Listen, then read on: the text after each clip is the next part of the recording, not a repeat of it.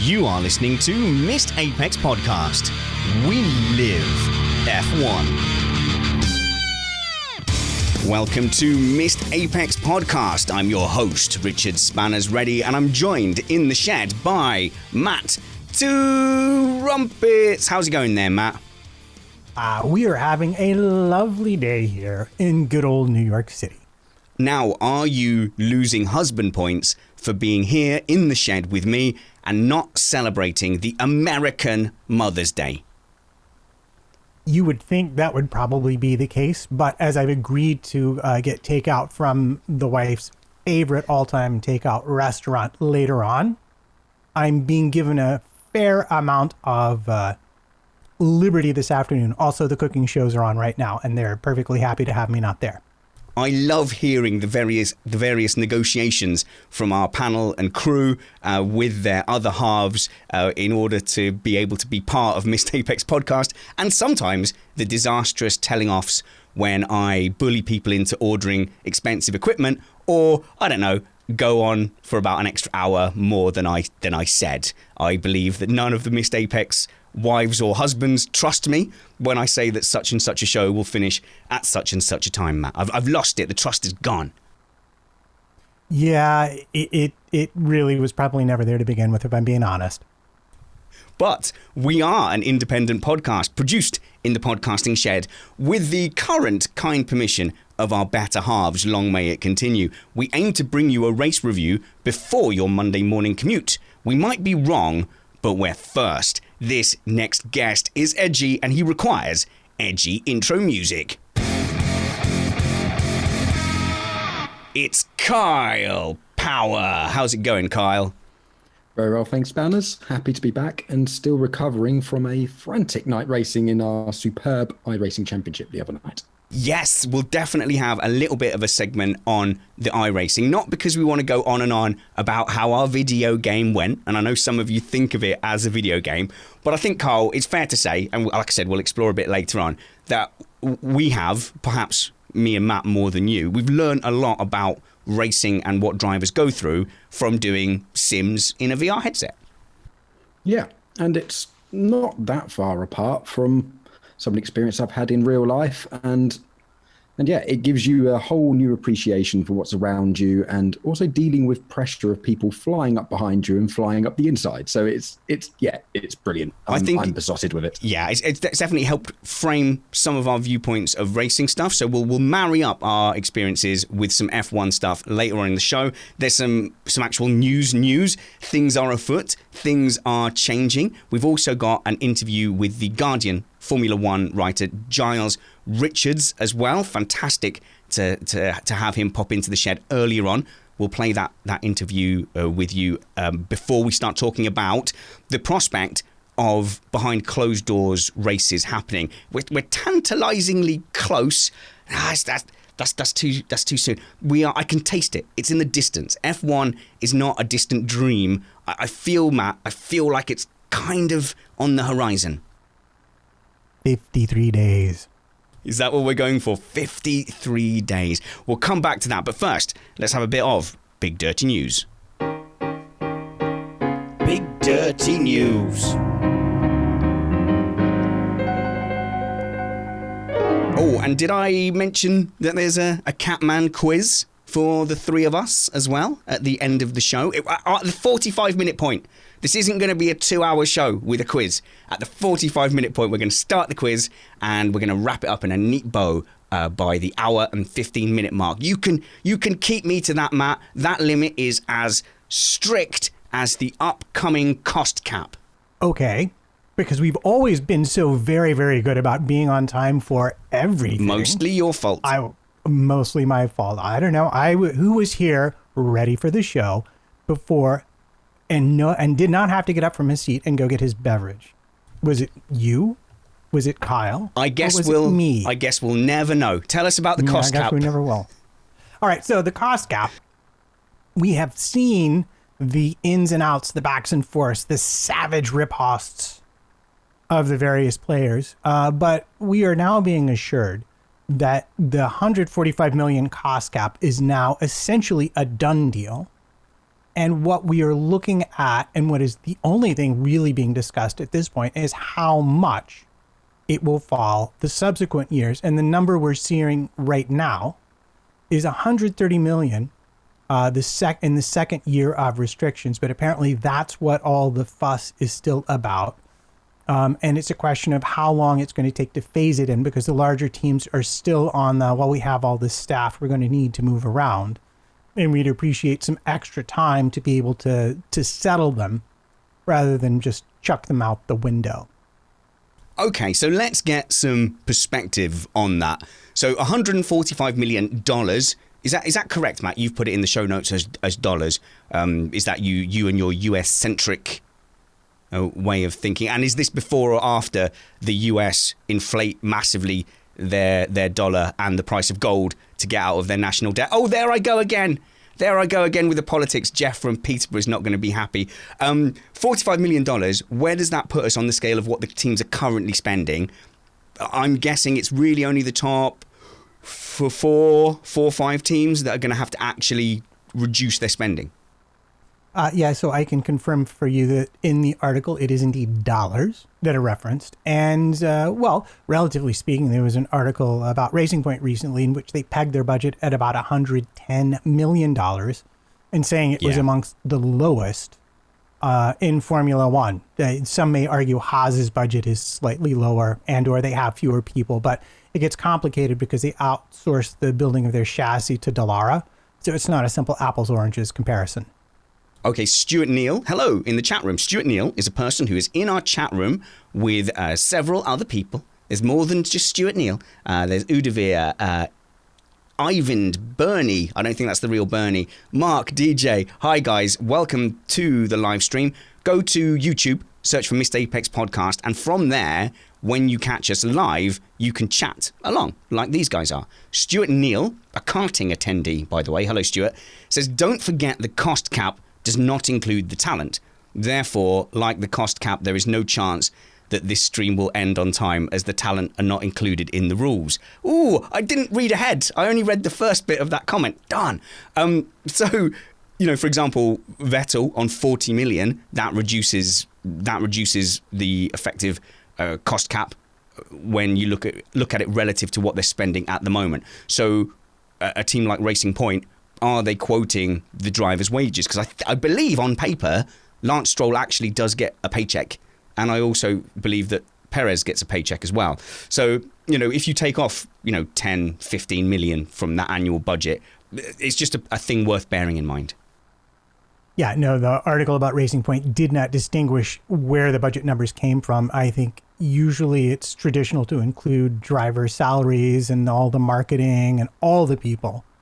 When you're talking about, Mercedes spending $500 million a year, blah, blah, yak, yak. But you were correct to point out, and it is in the regulations.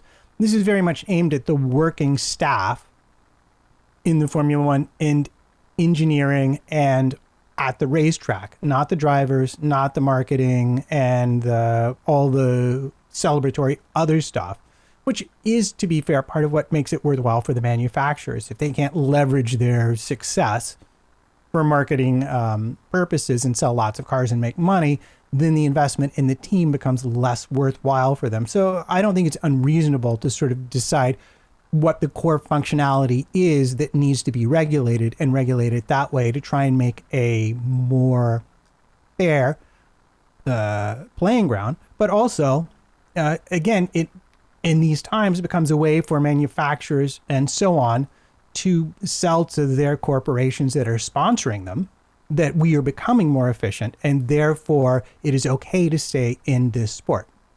Now, speaking of efficiency, I'll speak to Kyle, who is a management type in an engineering type firm.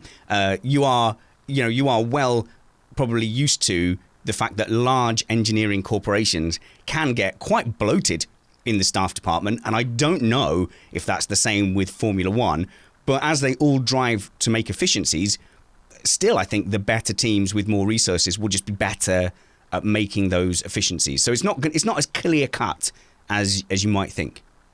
Oh, absolutely. And I think we did a show last year reviewing the year and how each team, their how much bang for their buck that they got. And I think about Haas and Williams were down near the bottom, around about 150 million, I think it was total, like with the drivers and everything as well. So obviously they're running very efficiently, but as I'm noticing now in where I work at the moment as well, it's become obvious that there is some bloating and stuff, and it's in exceptional times like these where you really do notice that, or maybe we can cut back here and we can cut back there. So this is it could be quite brutal for some people, but I think the small teams are already running very efficiently. They can't afford bloating in their stuff, whereas the big teams, we can, we'll have them. He's been here all the time, so yeah. So I think the point there, Matt, is the bigger teams are going to be able to find those efficiencies more than the smaller teams who are already running very tightly,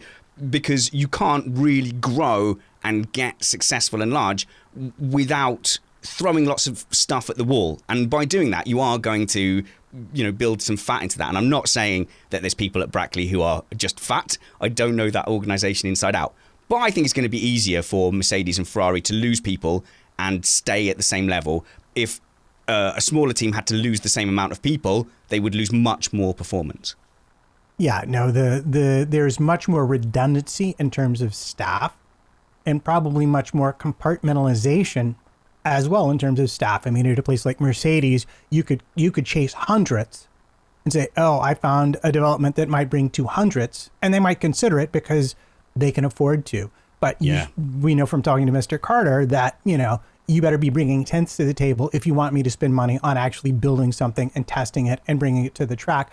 But I do want to say one more thing, and just to be clear, because it's come up in the chat room a bit, I don't think any of the big teams, well, maybe Red Bull, who have contract workers, but outside of them, the manufacturer teams will be laying off staff or getting rid of staff. They will be new homes will be found for them, whether either in other motorsports applications or in the parent company. And I'm taking as my model for this Ferrari, which is already said, we saw in the interview, he said, oh, look, we're not going to fire anybody, but we will find other projects within Ferrari, other motorsports projects to move them to. But that might take some time. And that's why we're asking not to implement harsh cuts immediately, so we have time to rehouse our workers instead of firing them.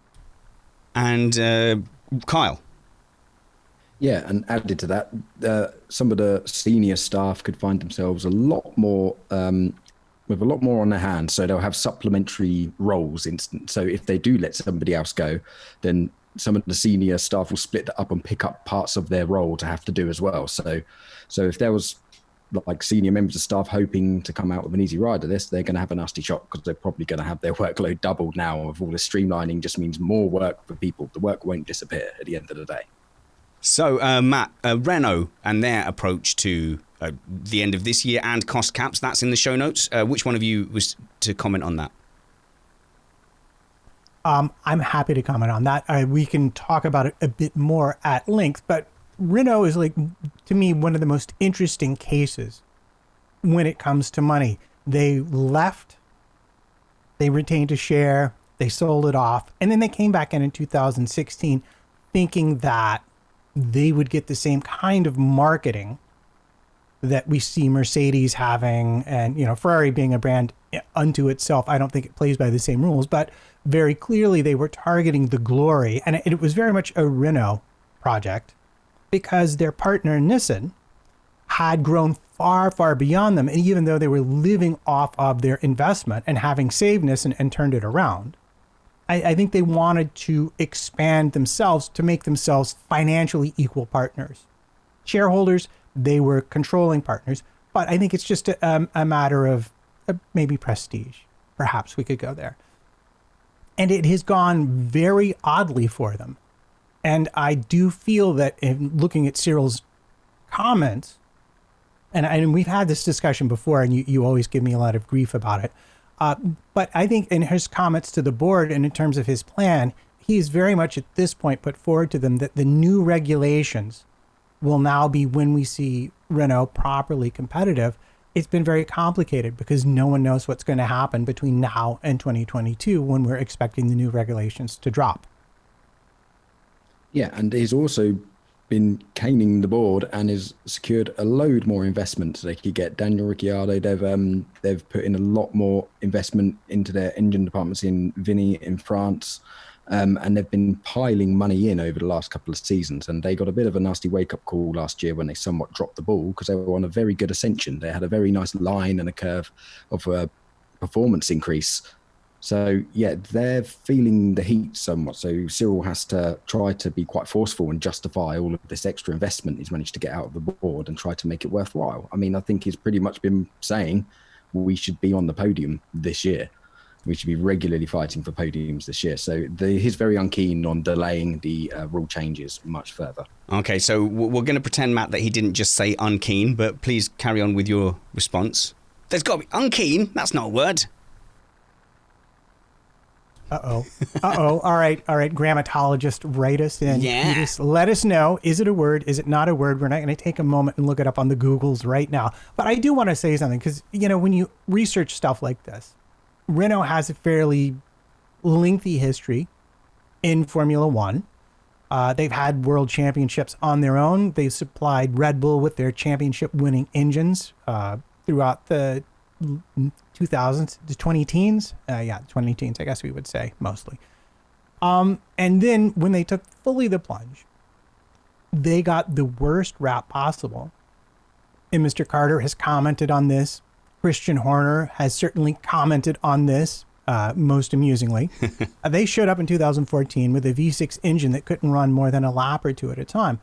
And they were universally derided for having provided a terrible product and so on and so forth. But if you look at their history, they have provided good engines for a long period of time. And thinking about it, and I believe this is overlooked, the whole genesis of the new regulations in Formula One that came in 2014, originally targeted for 2013, was from Renault, which wanted a more hybrid engine, wanted a more efficient engine. However, they wanted an I4. They wanted an inline four.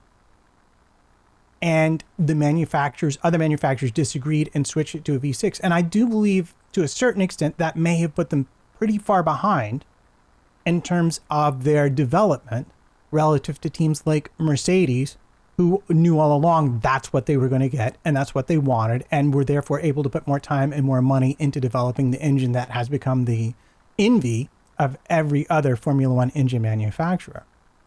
Should have been a two-stroke though, Carl, shouldn't it? Yeah.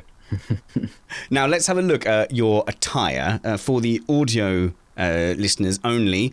Kyle has turned up in a Renault team shirt. Now, we got called out by a Renault team member on Twitter for giving Renault a little bit of a hard time. And yes, guilty as charged. I quite often say Renault, everybody's 10th favourite team. And I don't think I'm alone in that, particularly before Daniel Ricciardo went there. Obviously, he's brought his own popularity. I believe Ocon also will.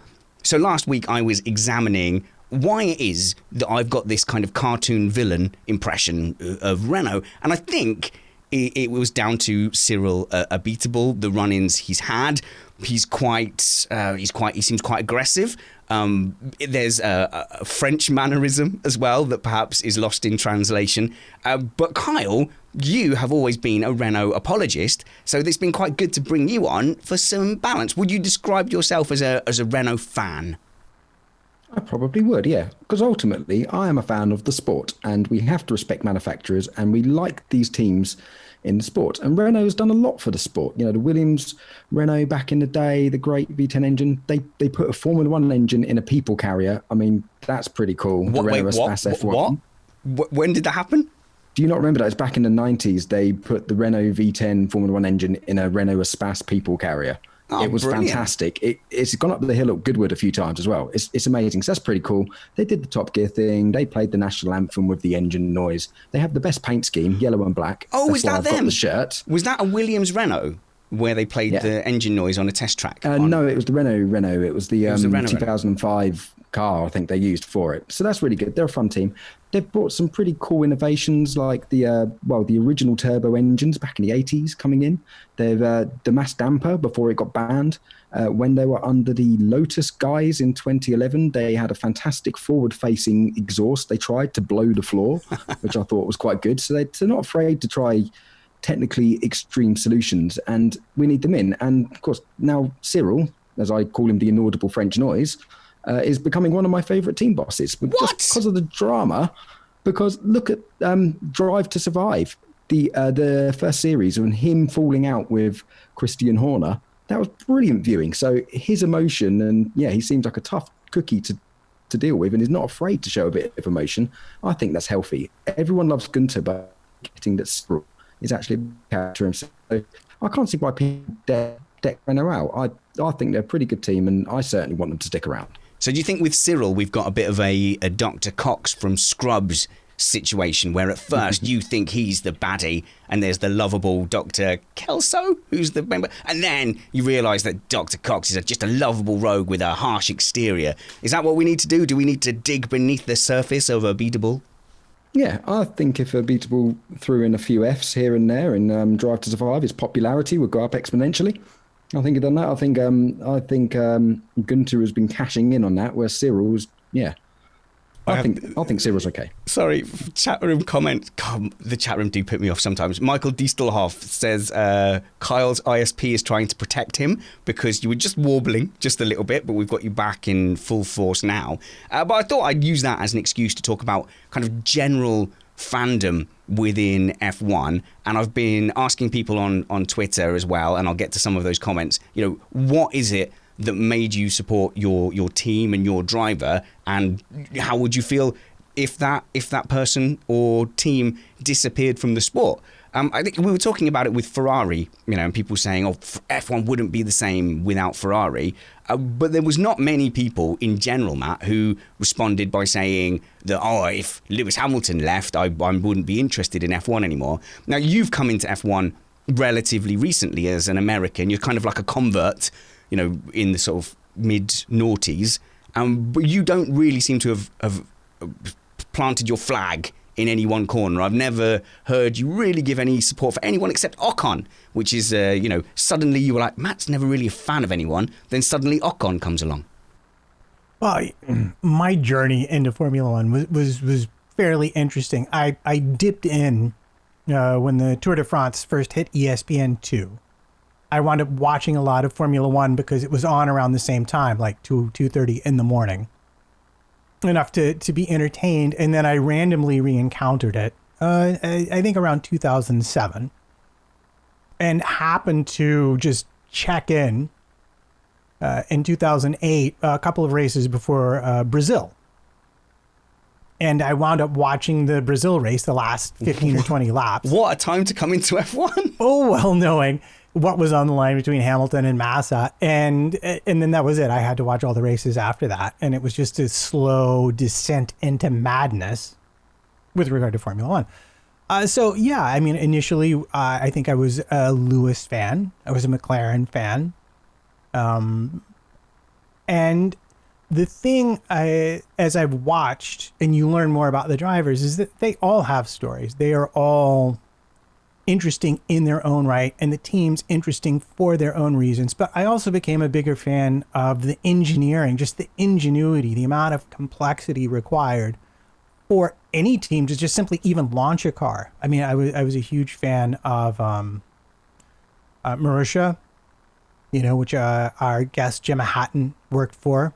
Yeah. When she was in Formula One. Because they were such a low budget team. And, here in America, I don't know how it is over there, but here in America, underdogs always get like an extra +10 in fan appreciation. And the thing that drew me to Ocon, if you're asking about why I support him now, is that in learning about him, when they do the narrative pieces, he comes from a solidly middle class background. He was not to the manor born. His parents sold everything they owned to fund his junior career. And he managed to pull it off and make it to the big leagues. And that's it's a highly improbable story. But it makes me, because I come from a middle class background, I did not have the economic All right, resources. stop boasting. Jeez. You know, I'm not, Check him because I out. know people come from backgrounds that aren't even middle class, but you get my point. Well, I've been promoted to middle class recently, so I'm with you. I'm totally Congratulations. part of this conversation. Yeah, but you see what I mean? Having someone come from a background where they didn't have to be rich to succeed is like automatically tends to get me behind the driver. And the fact that he's really fast, and the fact that, and frankly, what sold me, he did an entire lap of Silverstone with his eyes closed on the first drive to survive. I was like, okay, there's a level of talent that I cannot even imagine.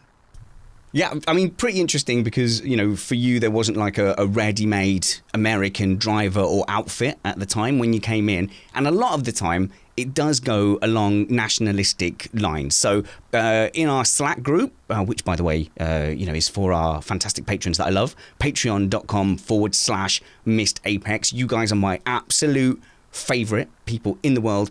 You keep us here independent and going strong. But Clappers says, I've always gone for the British drivers and been lucky enough that during, you know, to be around for a very rewarding era for the Brits. Mansell, Hill, Button, Hamilton. At the start, I thought it was just the fact that they were British in F1, but as a watcher of British touring car events too, I see that they're coming through from the junior level, and because he sees them coming through the junior level, he's even more invested. Now, Clappers, from having seen him on our patron pub night, a very relaxed gentleman, I'm going to say he's about the same age as me, born in 1980. Kyle, you are what, 1984? 5. Very close. 1985. Oh, you look a lot older than that. You've Cheers. clearly had a very, very tough life. Uphill paper round in Scotland. Moved to the Highlands for your paper round, did you there? Right. So exactly the same for me. I've had a rich vein of British drivers. It's certainly interesting how it's evolved, Carl, because in the 80s, 90s, you'd have Murray Walker kind of very openly cheering for Damon Hill, and British bias was not seen as a thing. It was really cut and dry, whereas now, you know, not so much. You know, people will almost have a go at you if you're favouring the British drivers, which is like a quarter of the grid now, if you're favouring them too much. Yeah, but sort of conversely to that, also Murray Walker was a huge Michael Schumacher fan as well. And he used to say on the broadcast, he makes no bones about he is a massive Michael Schumacher fan, which is also what I was. So when I was going to school and I very first got into Formula One, I was about 6 years old. And I remember watching it with my brother, and I remember hearing his name, Schumacher, and I thought it was a funny name. So I thought, I like him, I'm going to follow him. Wow. And what a guy to choose to follow. So I carried on following him, and always, when it was in the height of him and the Damon Hill battle, I was kind of going to school, and I was the only Schumacher fan in the school. So I used to get absolutely rinsed all the time. Good. But I stuck with him, and all through the heartache years, I stuck with him. He was my sort of driver. I liked sort of some of the British drivers, but basically I liked excellence. It didn't really matter about the nationality to me. Like I'm still a bit of a closet Vettel fan because I still think he's done some pretty great things. People seem to forget what he did in that Toro Rosso in 2008 at Monza. That was exceptional, and people seem to forget that and say it's a has-been, but it's not. So I appreciate fantastic talent. I'm not an Alonso fan, but I was supporting him in 2012 because the things he was doing with that car was amazing to watch. So let's see. Hang on. I'm a fan of the sport. Were you a Rosberg fan as well? Heinz Harald Frentzen? Is it Heinfeld? Yeah. Wait, I think you're just a Germanophile. That can't be the word. What's the Anglophile but for Germans? A Germophile. No, it can't Deutschophile? be. Deutschophile. Yeah, you're just a Deutschophile, Kyle. But this brings me to Anders' comment in our Slack group as well. I won't read the whole thing. It's very long. I've never cared much for the prima donna class of drivers over the last 20 years. Michael Schumacher, Alonso, post Renault, Vettel, Hamilton, and Verstappen on his way to becoming such. But there is an element of superstardom in Formula One as well, where some drivers have transcended just being a driver, and there's an aura around them. And I think Anders has done a pretty good job of picking those guys out. You could probably add Senna to that list as well, Carl. Like, you know, the real heroes of Formula One who it transcends whether they're doing well or not, whether you like them or not. It's an institution. Like there is an institution of Hamilton fans, Hamfosi. Yes, and it's getting quite quite fractious in some of the Facebook comment sections that I see. I lurk in the background and I like to play devil's advocate as a little game. It's a hobby of mine. Are you in all the Facebook F1 groups? I'm in all of them.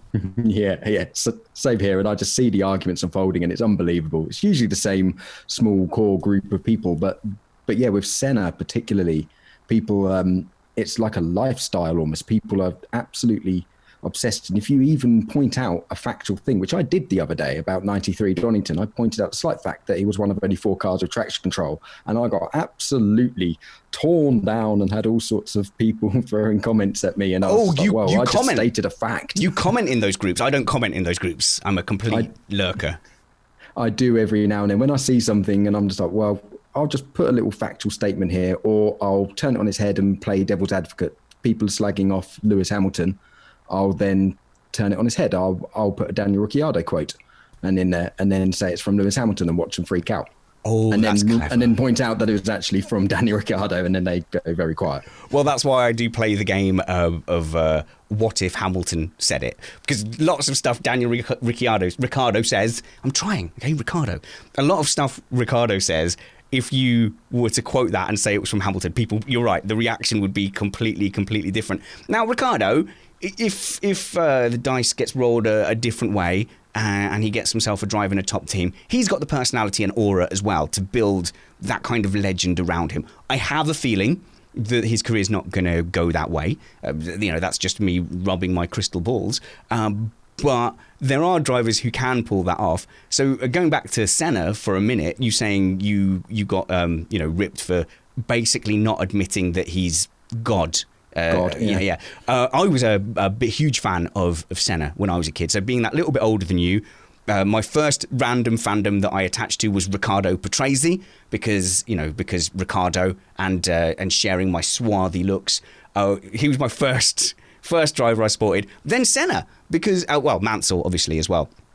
But Senna just had that charismatic appeal, and when you spoke to him, when he spoke about anything, he just had supreme confidence. Even the way he talked about that Monaco qualifying, when he said, every lap I felt more in tune with the car and I was just going faster and faster and faster, and every lap I was finding more and more and more. So, yes, mate, that's because you were off pace to start with and it took you that long to find the ultimate pace. But even though I was a Senna fan, when I said that on some forum or other, it might have been this podcast actually, I got a lot of angry complaints. And it's amazing, Carl, how tribal it's become. I mean, it's got to be down to social media to some extent.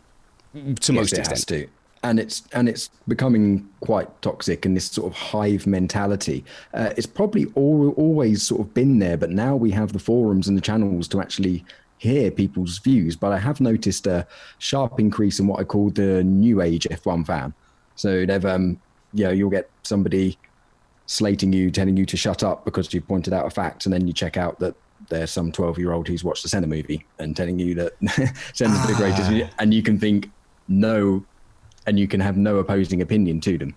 So, but yeah, I think this has always kind of existed, but there has been a sharp increase in a lot of mudslinging between them. And the same thing has happened in MotoGP. I have to get my customary MotoGP comment in between Rossi and Marquez fans. There's two factions dividing, and it's turning to sort of football style hostility between them a little bit. So is that good for the sport? Is it not? I'm not entirely sure. I hope it doesn't get to the point where you have to go to a Grand Prix and be genuinely fearful of be physically assaulted or be if like you're separated. Wearing the wrong colour shirt. Yeah, or be separated and like, oh, here's the Hamilton stand, here's the Vettel stand. I don't think it's ever going to get to that point. But I have to say, Matt, I enjoy the passion it generates to some extent, and I think we found a good balance here of capturing that. In that, I actively encourage people to say, like, who are you rooting for? We're not reporters. Like, I know actually you just want to see a good race, Carl. Carl definitely wants to see a good race. But, if you really admire Renault and want to see that, put your shirt on. If you're rooting for Ocon, Matt, I want to see, and I know that, you like seeing Leclerc do well and various other drivers as well. I want to see that passion come out. I don't want just soulless people going, it doesn't matter who wins as long as the event went well. Yeah, you need someone to root for, and you need someone to root against. And balancing those two without letting them get out of control is always going to be, the challenge, I think, of the broadcasters. Yeah. And of the media. and of the people who run the websites. And of those, the people who run the websites are the ones that tend to sometimes promote that level of antagonism rather than trying to bring it into a little bit of balance. So I hope we're not doing that. I hope we're not promoting antagonism. I hope we're, enjoying the debate in the same way that I don't gamble for the money of it. And I really do like nickel and dime bets. I do it to invest in what I think is going to happen. And in that same kind of spirit, I also allow myself to fall into a little bit of illogical, because really all the drivers are talented. They're all brilliant. All the teams work hard, and the personalities change so often that, why am I still hung up on Ferrari that was filled with completely different people 15 years ago? It's not the same team that it was now. So why am I not assessing it all individually? I'm not, because I allow myself to have a little bit of that partisan fandom. And in fact, Kyle, you being such an ardent Michael Schumacher fan, it still upsets me. It still upsets me from like 1994 and then 97 on Villeneuve, where I would say definitely in that time I was absolutely a hardcore fanatic Williams fan. You could have put a goat in a Williams and I would have supported it. An Alien, I was all in on Williams. So Schumacher was the big bad, obviously being aware of the terrible situation that he's found himself in, hoping him and his family have the best quality of life that is available to them. But I'm not going to let that colour the fact that in the 90s and the 2000s, he was the big bad. He was Darth Vader. He was definitely the dark side, Carl. And the fact that you were sat there the whole time supporting him makes me like you slightly less. Yeah. But that's what almost made him appeal to me even more. Like Murray Walker used to call him the Red Baron. I remember Murray Walker, I think it was the Hungarian Grand Prix 1998 when Schumacher stole the win off the McLarens, and Murray Walker's like, the Red Baron's going for them and he's coming, and it was like Dick Dastardly, but he was actually really good. So it was this perfect sort of almost like the villain, but the villain was just better than everyone else. So it was like one of these Hollywood movies where the villain wins at the end of the day, which I like. I like alternate endings. So he's brilliant.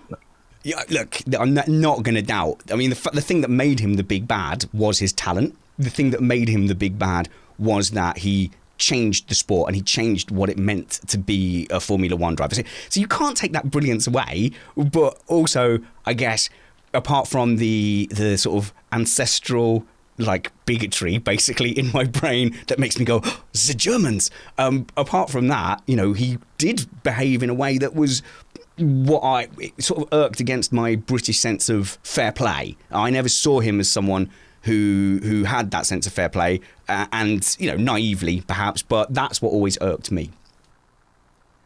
A lot of people also seem to forget, and I've also been lambasted in comment sections for pointing this out, that because of what happened, people seem to forget a lot of Senna's misdemeanors, and he was just as filthy and dirty as Schumacher, and he did arguably the most dangerous, reckless takeout in the history of Formula One at 170 mile an hour going into turn one at Suzuka. He risked his life, Alan Prost's life, people in the crowd, and is almost praised for it. And people seem to forget he physically assaulted Eddie Irvine. He punched him because he had the nerve to unwrap himself. And then imagine if somebody did that nowadays. Imagine if Hamilton did that nowadays. He certainly wouldn't be. Well, you don't have to imagine too much, because I mean, look at Schumacher. I know we've tangented a little bit, but look at Schumacher on Massa. I think was that at the Hungaroring when he drove him pretty much into the wall. He was lambasted for that, but because he already had that. You're the big bad, you're the villainous character. I don't know how much he embraced that or lent on it, but it was definitely part of his sort of aura and appeal to people like you. Now, where I'm really curious, guys, is where that fandom transcends being a fan of Formula One. So on Twitter, I asked, why do you support a certain team or driver, and would you be less inclined to watch F1 if they left? And now Michael has replied here, MRG, a load of numbers, says, I supported Schumacher in the 90s, but then when he left, he found himself utterly lost. Before then, in 07, suddenly realising that he could join the Massa Club in 08, and he was in a similar position again because he had sort of, I think the Ferrari is then the link there, Michael. I'm putting words into your mouth. And then I didn't like Lewis because he was a Ferrari fan, which in itself is fascinating. But it can be defined by the great battles of the era. It was, McLaren, Hamilton, Alonso, Kovalainen against Ferrari, Raikkonen, Massa and everything. And, it's nice to pick a side. And if you are not emotionally invested in the result, I don't think you're going to enjoy it as much. And I guess that is why, I put a nickel on the result of a race as well. I have my little betting tactic of I bet for the person I kind of don't want to win. So if a person that I do want to win wins, they've won, I'm happy. But if they don't, I get money. So it's a win-win, really. That is the most, please don't copy. Trumpets, what's the legal words I need to find here? They are the word. That's the opinion of Kyle Edgy Powers, and exactly. Not the official position of Mr. Apex Podcast. Absolutely. Exactly. So, I think people do, like Michael, think, I am really invested in this driver, and F1 wouldn't be the same if that driver left or if Ferrari left. But when it comes down to it, you go, I still want to watch F1. And then you kind of latch onto another team or driver. Now I will say, Matt, no, you make your point, and I'll say what I think is an exception to what I just said. No, I like your point. In fact, one of the earliest in real life Formula One conversations I had came after I played golf with someone out in Brooklyn, and they had one of the Pontiacs that's the 400 horsepower one, the GTO last model. He's like, oh yeah, modified it, this, that. And it turned out he was a Formula One fan. I'm like, well, who are you a fan of? And he goes, I'm a Kimi Räikkönen fan. I'm like, really? He's like, yeah. I started watching Formula One in 2000 and whatever, right around when Raikkonen came on the scene and became big, and he was a fan. And so I think to an extent, a lot of times we start out being hooked by a person, but then the sport subsumes that. So when these people leave, if you've really become a fan, there are already other drivers that you like. Oh, you became a fan of Magnussen because of a response to Hulkenberg. Oh, you became a fan of Perez because you've lost your mind. I don't know. It could be any reason. Doesn't matter. And I think this is exactly what you're talking about. If you fall in love with a driver or you fall in love with a team, then you fall in love with the sport. And once you do that, you're here for the duration. Yeah. Like for me in 2006, when Schumacher retired, I was mortified. I was like, no, it's over. It's over. But then I knew I'd been following Lewis Hamilton's career from karting almost, because I remember watching him Champions of the Future on an ITV TV show when I was a kid, because he's my age. And so he'd come in and that replaced it. But if he was to leave Formula One like tomorrow and not come back, would I stop watching Formula One? Absolutely not, because you get dragged into the whole thing. It's an addiction. It becomes a sort of a way of life, and you can't just drop that. I think if you're watching it just purely for one driver and you stop watching it, then can you argue that you're a real F1 fan? Is that a bit controversial? Ooh, okay. Well, real F1 fan, I don't like that. There is a logical fallacy to real F1 fan. The logical fallacy, I believe, is called no true Scotsman. I know, no true Scotsman would ever eat a haggis with jelly beans in it. And then you go, well, I'm a Scotsman and I eat haggis with jelly beans in it, so you're wrong. And then the answer goes, well, you're no true Scotsman. So you can invalidate any argument by going, well, then you're not a real F1 fan. However, there are people who have come to F1 purely based on one driver. Now, there's a reason that F1 would be really keen to have a Chinese driver if they came in, because Zhu in Formula 2, I was talking to Joe Saywood about at our live virtual audience with Joe Saywood. Tickets to go on sale for the next one this week. Look out on Joe's social media and mine. I'll advertise it as well. But if you specifically, caught a market, and then you have fans who come in, say, from the Chinese market to support Zhu, or in Formula 1, Ma, perhaps not quite Ma, because he was about 8 laps down every E-Prix. But in those circumstances, you can get fans who come in just for one driver and go out. Now, I think Lewis Hamilton is actually a good example of that. Now, I'm going to court controversy by saying that there will have been, people in the black community, African Americans and black Britons as well, who will have suddenly gone, whoa, there's a black guy in Formula One. And I don't think that is controversial or there's anything bad about that. But I think Lewis Hamilton brought in a whole community of people into Formula One who might not otherwise have been interested. From my point of view as well, to hear the story of a working class kid coming into Formula One when it's surrounded by rich kids. Straight away, Carl, I'm just like, oh my God, he was kind of like me. Well, you know, his dad worked 2 jobs and cared enough to buy him a go-kart. But apart from that, he's kind of just like me. Yeah. Yeah, and it's this almost an underdog sort of thing, and pure talent can almost get you there, and lots of money and having the right opportunity. But it was he almost got there on talent, and I hope all the new fans that have come in because of him, I would like to think that they get besotted with the sport, they fall in love with it, and they stick around when it's gone. That's the whole point. If drivers pull new fans in, fantastic, but please do stick around when your driver goes. And I think, to be fair, I think a lot of the fans that Hamilton brought in are Formula One fans for life now and will have been hooked. But you can't deny, you know, that broad appeal. For example, like, I'm half Southeast Asian. Whenever there's a Southeast Asian driver on the grid, I'm like fully all in. Like, they get at least half my fandom automatically because it's rare. So like Kobayashi, I mean, fortunately, Kobayashi was the greatest Formula One driver to never get a race win. So that's quite lucky, Carl. So that is not a Southeast Asian bias, as we all know and you will back me up with. Yeah, indeed. I've been to Japan, and I work with some Japanese people. I like the Japanese, so I always have supported Japanese sort of drivers. I really like Sate as well, like who is fantastic, and yeah, I love the commitment. Making a broad generalization there, but I will again, if I see someone who's brilliant and passionate and go for it, I'll always support them regardless of how well they do. Like I said, I've still got a soft spot for Taki Inui. I've seen someone just post it again there. That was Mike Stoner in the Mike Stoner in the comment section there. Like, it's Look, love it. Good comment from Derek as well. Hamilton on paper should be loved by all. Working class background. Dad had 4 jobs. Local guy did good. Dated a pussycat doll. What's not to love? I quite agree. So that working class dream certainly, you know, brought me to being a declared Hamilton fan. But yeah, it's just I think it's interesting to see how people come into the sport and how they stay. And we're now seeing it as well with Verstappen, where you can really see that the big contingent of additional Dutch fans. There's plenty of Dutch extant Formula One fans, and those Formula One fans are really enjoying having a great Dutch driver.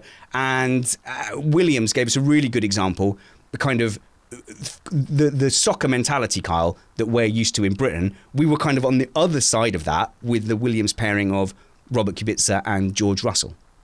Yes, absolutely. And so there was obviously a big influx of Polish fans returning to Formula One, and I'm sure it was just a small little group of them who were getting quite hostile towards to everyone, and sending a lot of hate mail towards George Russell. And there wasn't even a rivalry really between them. George Russell and Robert Kubica seemed to get on very well, and George Russell actually made the statement of it is affecting him because we get on all right, but the amount of hate I'm receiving just because you're your driver and your perceived national hero in your eyes is being beaten by them. Don't hate on others. That's not what we want in the sport. We don't want to have to, tell people not to shout people out and be horrible to people just purely because of the nationality of your driver or whether it's beating your favorite nation driver. That is not what we want in sport. Well, I would think you would blame the team in that instance and not the other driver. Because, I don't know what you think about Williams, but it's just that's who I would blame if I was going to be an apologist for Kubica's performance. I was just excited to see him back after such an immense accident that he could even get a car around the track, never mind score the only point for Williams. Seemed like to be pretty much of a win as far as I was concerned. Fantastic chat here, and it's gone on way longer than I planned. The chat room are also reminding me of the crazy promises which I knew we would never meet. So the new plan is to start the quiz on the hour mark, Matt, but we've got a great interview that I want to play now. Earlier in the day, I was really lucky to catch up with Giles Richards from The Guardian and had a chat with him, and I want to play you that interview now. Enjoy. I'm joined in the shed by Giles Richards, who is a sports writer for The Guardian. Giles, welcome to the shed. Hello there. Pleasure to be here. You wrote a piece recently titled Silverstone, Marshals Wary of Extra Risks to F1 Going Behind Closed Doors. I think most people, me included before I started doing an F1 show, didn't quite realise that GPs were manned so heavily by volunteers. What can you tell us about the numbers of volunteers required to run events, and how many would be required for these proposed behind closed doors events? Right. Well, it's interesting because, in fact, I think people outside the motorsport world are entirely unaware that it's not just GPs. It's that every race across the country is manned entirely by unpaid and voluntary marshals who do it entirely for the love of the sport, week in, week out. And this is on the less heralded weekends, where touring car racing at Knock Hill or wherever. So it's a huge job, and at a Grand Prix it's even bigger. Now, my understanding of it, having spoken to several marshals about this, is that on an average, say, Formula One weekend at Silverstone, you would be looking at just under 1,000 people as part of the marshalling contingent. Wow. So, I mean, yeah, and again, I would stress that none of them are paid. Now, that covers an awful lot of bases. So of those 1,000, that would include track marshals, pit lane marshals, and the people you see on television waving flags, etc. People, rescue units, recovery crews, doctors, medical units, etc. Again, all absolutely essential for a race. But it would also include things like spectator marshals who look after people coming in and out of the track, and customer service volunteers, again, whose job is to look after the people, fans. On a normal weekend, that would be the numbers you're looking at. In the proposed closed-door races that F1 are clearly attempting to make happen for at least the first 4 races of the season, the numbers I've been told, the sort of minimum numbers I've been told by marshals themselves, is probably between 350 and 400 track marshals. There is no way to pare this back particularly. For example, Silverstone has 34 marshalling posts, and last year's Grand Prix had a doctor on every post. Oh. So you're talking, again, that's 34 doctors if they went with the same thing. Now, I've been told it is, the potential is there to have slightly fewer marshals on each post, which would make their jobs ever so slightly more difficult. But my gut feeling on that is not a road anyone in Formula One or Silverstone will want to go down, because anything that might threaten safety is not going to be viewed favourably. So I don't think they will try and pare back marshalling. I think they will try and stick at least with the same numbers as they had last year. I had not considered the medical aspect of it. Your mind goes to actually the prospect of, if there's accidents, if the drivers require medical attention, and if they're planning to have support races with it as well, there's quite a large medical burden. Well, there could be, and that's a very good question. I mean, again, the question of support races is one that's come up. And again, I've spoken to marshals about this, and the marshals are saying, well, one way of easing everything would be to not have support races, because then there would be less burden on them, less burden on the potential burden on the medical services, etc. Some marshals, I mean, one marshal I spoke to said she was uncomfortable with the idea of the NHS potentially becoming burdened by injuries because of Formula One or racing, because it would take away from obviously the very serious task they're employed in at the moment. Now, my understanding of this is obviously that the way F1 and any track race organizer would approach this would be that they would only use medical staff in where those staff were not being taken away from essential services in the NHS. I think that would anything other than that would be a sort of PR disaster for the sport. I mean, the corollary to that is that also you have an issue under the current circumstances where medical staff will obviously have to potentially treat drivers or team members, which involves, obviously, it's impossible to social distance in those circumstances. Certainly if marshals have to approach a stricken car, or indeed put the fire out or do anything like that, social distancing would have to go out of the window. Speaking to people, have you found that there's still a willingness to go back to these events, and what are the major concerns that these individuals have about returning to such a thing we still are in a global pandemic? Yeah, I mean, there is concern, obviously, and it would be bizarre if there wasn't. I mean, one thing I will say that I'm led to understand today that the F1 and the FIA will test all marshals for the coronavirus. Now, that was a major cause of concern for the marshals involved and the marshal organisations involved. It now has been made clear to me that the F1's proposals of making a isolated biosphere at races that would include testing, would include all the marshals and associated crew, recovery crews, medical services, etc. It's a complicated old business, and I understand not cheap either. Attached to that is obviously the factor of social distancing, which will be mitigated, one would assume, if they have all been tested and are all clearly negative. Then the social distancing question isn't so much there. And nor do I see this being an issue in terms of numbers, in terms of the numbers of people volunteering. And I say that because certainly for the British Grand Prix, the number of volunteer marshals who want to do it every year it's always oversubscribed.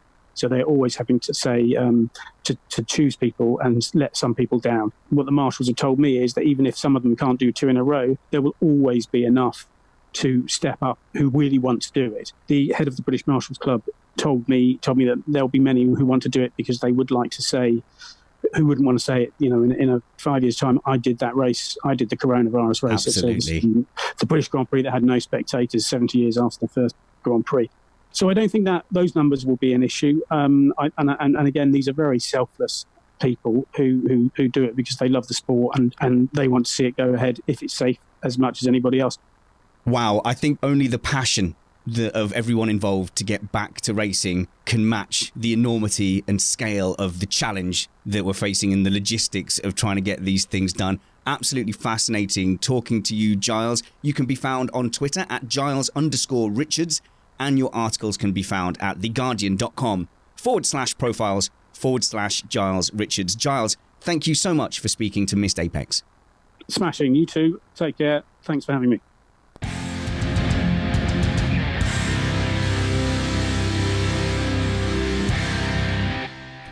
Giles Richards there, joining us via Zoom call on his phone, so no video for the live stream, but really insightful, Trumpets, hearing Giles's point of view. He spent a lot of time talking to the marshals and the heads of the various bodies that have to run these things should Silverstone go ahead. So, an amazing insight. For one thing, I had no idea there was a doctor on every marshal post. Do you remember in the early days, Matt, we had Gary Hartstein on here, who was the former medical car driver, and I thought he was the only, medic, that car, I thought that was the only medical resource.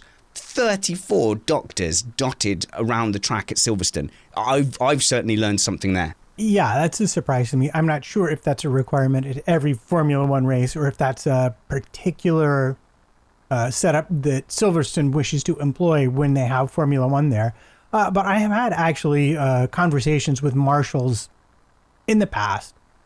They are, in order to do a race that's at this level, much like a driver progresses through the junior ranks, as a marshal, you have to progress through various levels of experience and training in order to be considered qualified. And what he didn't mention in his interview, but what I have learned talking to other marshals here in the United States, is that there's often a very large contingent of international marshals that will travel just for the Formula One events, and that the travel restrictions may indeed make it more challenging to get the highly qualified marshals into the circuit. The good news is, as he pointed out, because there will be no crowds, the number of total marshals needed is going to be much lower than a traditional event.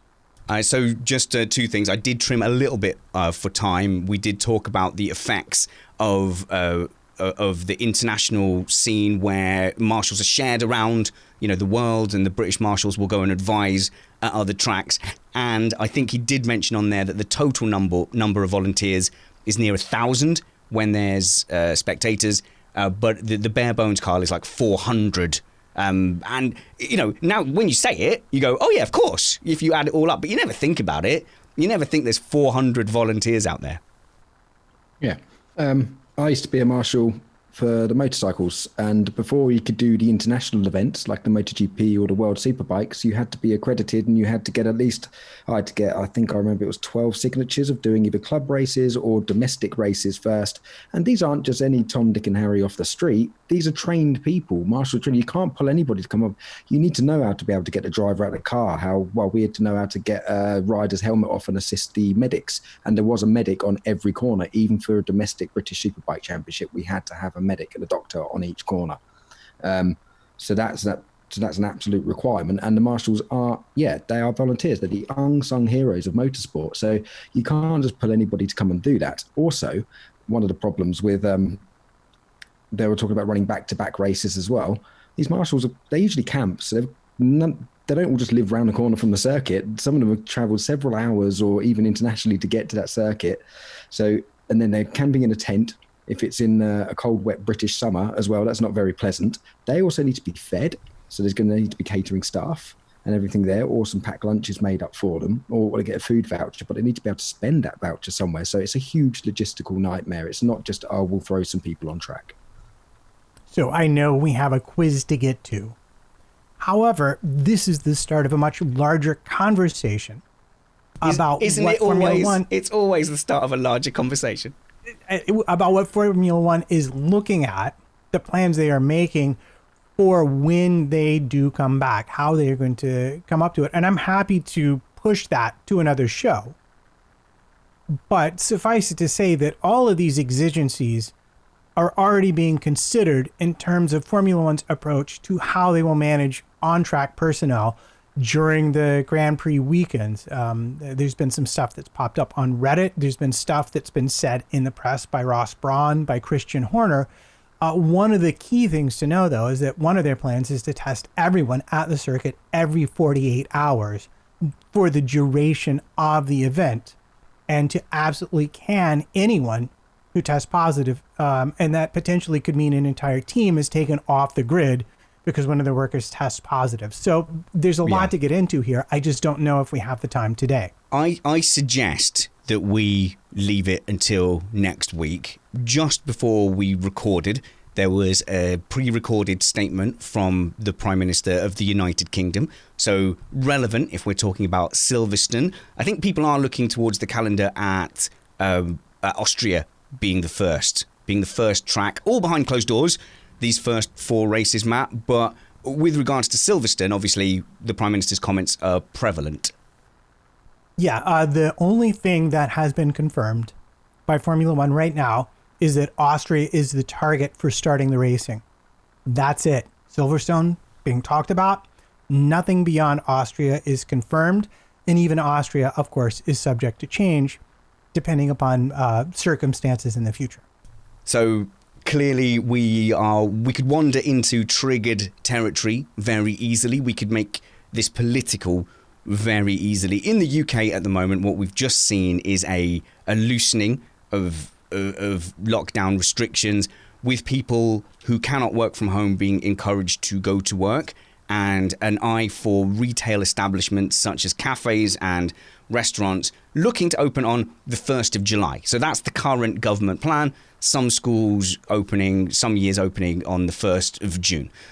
But this is all dependent on, and I believe the government when they say that it is all dependent on, how well the rates of the virus and everything respond.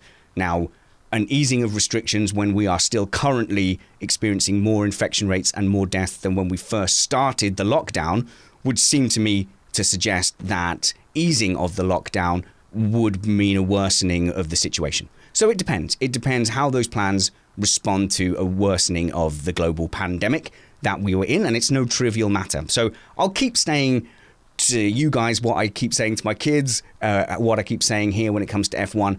We can't predict anything. We can't predict anything too far ahead. Just because the government says, we've got this plan for 2 months. 2 months is a heck of a long time in a global pandemic. And I would just say, keep enjoying your life. Keep staying safe. Please do more than stay alert. Like, just really, really look after yourselves and your families, because at the end of the day, look at the ones in your house that you love. No one's going to look after them more than you are. And that's the thing to focus on. And if we're super lucky, however long it takes, we'll get some F1 back. And when we do, we will be right here. We are absolutely gagging to do a race review in Formula One. But we are really enjoying having a little bit of freedom to pick our topics, talk about what we want to talk about. Because a half-hour conversation about fandom would be considered waffle mid-season. But we get to do it. We enjoyed doing it. And I hope you enjoyed it as well.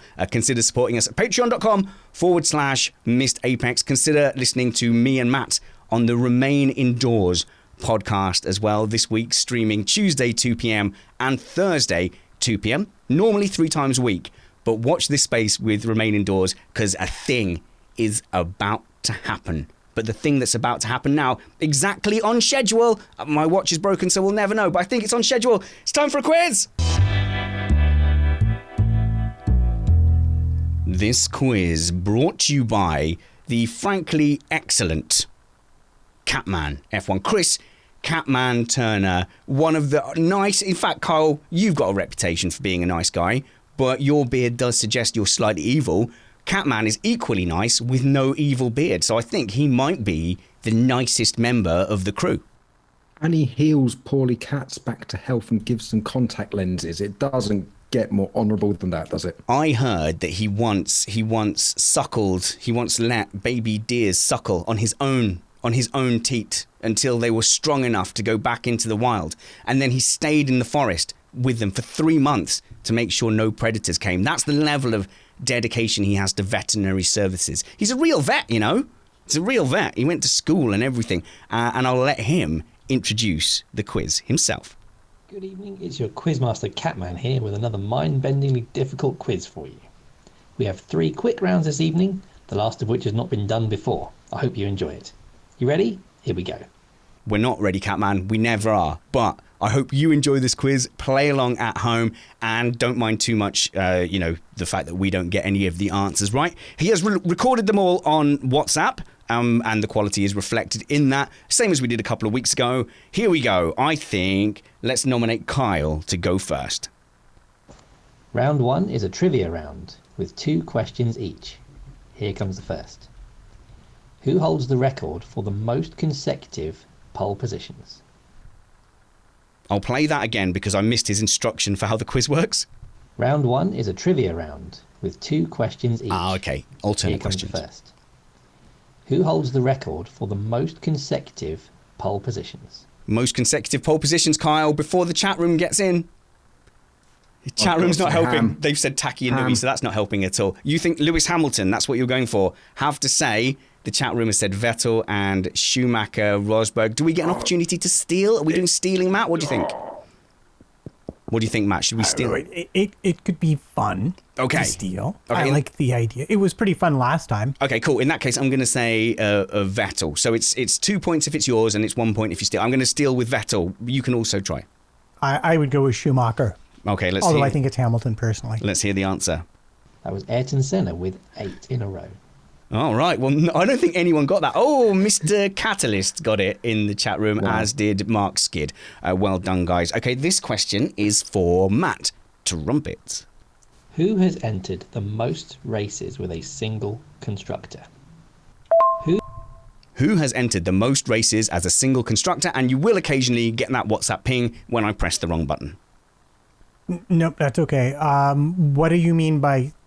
Do you mean a driver with a constructor or a constructor I think it's a overall in the constructor. It's a championship? constructor. Who has entered the most races with a single constructor? No, it's which driver has entered the most races with a single constructor. So the longest and most loyal driver. You know what I'm going to go with? Because the Modern Era has so many races, I'm going to go with Lewis Hamilton again. Lewis Hamilton. For what team, though? Mercedes. For Mercedes. Here we go. I'm just going to trust you two not to look at the chat. I think that's the only way it's going to work. That was Michael Schumacher with 181 entries with Ferrari. Look at that. Neither me or Kyle thought to steal. I think we liked your answer. So, my go now. Come on, Catman. Give me an easy one. Who holds the record for the most consecutive race wins? Didn't he have that last week? Oh, no. I've just given away the answer there. I pressed the wrong button. I think he's going to say the answer is Sebastian Vettel, but I wasn't going to say that. So let's just confirm that. Vettel with 9 in a row from Belgium to Brazil in 2013. Oh, if I'd have really thought about it, I might well have gone for that. I've messed that up. My finger fault cost me the points there. Kyle Power. It's Kyle Power, isn't it? Not Powers. It's Power, yeah. Yeah, Not plural. okay. Such a good name. So jealous. The Kyle ruins it, but the Power bit's brilliant. Oh, absolutely. Who was younger when they set their first ever fastest lap? Was it Nico Rosberg or Lewis Hamilton? Ooh. Nico Rosberg. Really? Is that what you're going for? Well, I'll say Hamilton. then, Bahrain so Grand this is- Prix 2006. Okay, well, I guess we can't steal if it was a 50-50 was always the rule. Here we go. Nico Rosberg was younger. He was 20 years old, whereas Lewis was 22 years old. See, we Do I forget. get a bonus for the Grand Prix? It was his first Grand Prix, which is the Bahrain Grand Prix in 2006. Nice try, but absolutely not. 2 points for you. We forget Lewis Hamilton joined so late, if you like, compared to some of the modern guys. When we were talking about the sim stuff, which we never got to, obviously all the other, the younger kids have been in the sim races and stuff. Lewis Hamilton is not doing it. People are like, how come Lewis Hamilton's not doing the sim races? Because he's like properly old. Like, he's a proper old dude. He's like in his mid-30s. He's not that much younger than me. In fact, he's your age, Carl. So he's proper old. But yeah, he has apparently been playing Call of Duty with Pierre Gasly and Charles Leclerc, which you go, oh, okay, that's quite an interesting insight into what they get up to. Matt, Trumpets, here we go. This quiz is going to take forever if I inject chat and interesting facts in between each question, which I plan to. Which driver has scored the most number of third places? That's the worst question ever in a quiz. Go on then, Matt. Look, I'm definitely going to That challenge. seems like a perfectly fair question. One that it will be easy for me to answer. Does he give me a list of drivers to choose from? Is this multiple choice, or do I just have to guess? Yep, you just have to guess. I've got my guess ready. Don't look in the chat. Just do it. Just guess. Massa. I'm going to steal a Bottas. Raikkonen. Let's go for it. Let's see. That was Kimi Raikkonen. Oh. 1 point for Kyle. Kyle is currently on 3, and me and Matt, unsurprisingly, have no points. My question. And which driver is the only driver to have led a lap in every single race that they entered? What? That's not a thing. Which driver is the only one to have led a lap in every single race they've entered? Okay, it's going to be from like 1932 or something like that, isn't it? What's his name? The old Ferrari guy who won 5 titles. Fangio. I'm going to go for Fangio. Who's stealing? I'm stealing. Go for it, Matt. And it's very clearly the guy who drove that Jeep in the Korean GP that got on track after the safety car got off. He's not. He led the lap, steal. and he was the only time he was ever on the track. Kyle, are you going to steal with Bert Mylander? No, I've got still. It's Marcus Winkelhock, I think, for 2007 European Grand Prix at the Nürburgring. And was that his only race? Yep. So it's a tricksy question. That was Marcus Winkelhock. He Come entered only on. one I'm going to race, argue the I was European also Grand Prix right, in and that Catman did not 2007, even consider the and he led- possibility that the person driving that Jeep support vehicle that shouldn't have been on track still led the race, and it was his only GP. He entered only one race, the European Grand Prix in 2007, and he led one lap for Spiker. And I think that is the end of round 1. Let's see, hang on. How does WhatsApp work? You click the thing, and then it goes, oh, do you know what? I'm just going to click the next button. Here we go. I think this is round 2, and it's for you, Kyle. You've got a massive lead. 4 plays 0, plays 0. It's all downhill from here. Round 2 is about Renault in Formula 1. Oh, what? I'm going to That include seems questions really, about their really wrong, but okay. Renault in Formula 1. I'm going to include questions about their time as a constructor and an engine supplier. Oh, the whole round is about Renault. Jeez. We're going to have one trivia question and one true or false question each. Okay, we've got a chance, Matt. We've got a chance. Here we go. Which team did Renault purchase in 2000 in anticipation of their fully fledged works return in 2002? Kyle? Benetton. That was the Benetton Formula 1 team. 2 points for Kyle. Jeez. All right. I think it's nearly time to call it. We're only just into round 2. Matt, Can we here's... just give up and say Cal won? No, not yet. We're going to fight. Damn it. We're going to fight, Matt. Let's do it. All right. And the second Okay. part, true or false? Oh, I think this is for you as well, Kyle. Oh, sorry. Yeah. Renault took the first ever win for a turbocharged engine. True. That was true at Dijon in 1979, which is the race classic better known for the fight. epic duel between René Arnoux Jacques and Gilles Villeneuve. Villeneuve. Gilles Villeneuve, sorry. Jack Villeneuve. Right. Okay, so... wow. Okay. Yeah, maybe you're right, Matt. We should call it. Here's your 2 questions. Come on, get 4 points and get back in this fight. Who was the last Gilles. person? Stop interrupting, Catman. Yeah, but that was funny. You got to admit. Who was the last person to win a race using Renault power? Whoa. Oh, there we go. I managed to catch it there before it got to the next question. Go on. Who was the... Do you want the question again? Sure, why not? Last person to win a race using Renault power. This is how they do it on quiz shows, I'm sure. We just WhatsApp voice notes. Who was the last person to win using Renault power? That's going to be one of them trick questions, but I'm pretty sure it would be Sebastian Vettel. I am going to go for Kimi Raikkonen. I wonder if it's Max Verstappen. Whoa, ahead of Kimi Raikkonen at Barcelona. Was that still Renault? Let's have a look. That was Daniel Ricciardo in 2014 for Red Bull. Oh, you were the closest, to be fair, Kyle, but still wrong. Okay, you're true or false here, Matt? True or false? Alain Prost took Renault's first Constructors' Championship win, either as an engine supplier or as a constructor. What are you going for? Get off the mark. First win? False. First win. False. That is false. There we go. Nigel Mansell did so a year earlier for Williams in 1992. Well, there you go, Matt. You are off the mark. Let's see if I can do the same. What did the team name change to in 2011, despite retaining the Renault constructor name? Oh, if that's not Lotus. I'm just going to say Lotus. Any steal? No. They rebadged as Lotus. Okay, good. Phew, I could not remember. I was thinking 2011, that sounds early. I nearly chickened out there. But 2 points for me. I'm off the mark. Let's see if I can win this coin flip. True or false? Jenson Button outscored Jarno Trulli in his only year racing for Renault in 2002. Ooh, I'm going to say true. That is true, although he was dropped the following year for Fernando Alonso, whilst Trulli remained at the team. Well, there we go. The scores at the end of round 2. I believe it's the end of round 2. Kyle is on a runaway 8. Matt is on 2, and I am on 4. All still to fight for. I assume. I don't really know how many questions are left or what they're worth or what the rules are, but let's assume there's all still to fight for. Round 3. Which driver is this? Which driver is this? I shall describe a driver, and you have to guess who I'm talking about. There are no champions, but all are race winners. Oh, excellent. Let's have a look then. So we'll stick with our order. Kyle, you go first. Mm-hmm. I competed in 15 seasons of Formula One racing, scoring 11 victories and 41 podiums. In my best year, I lost out on winning the driver's title by a single point.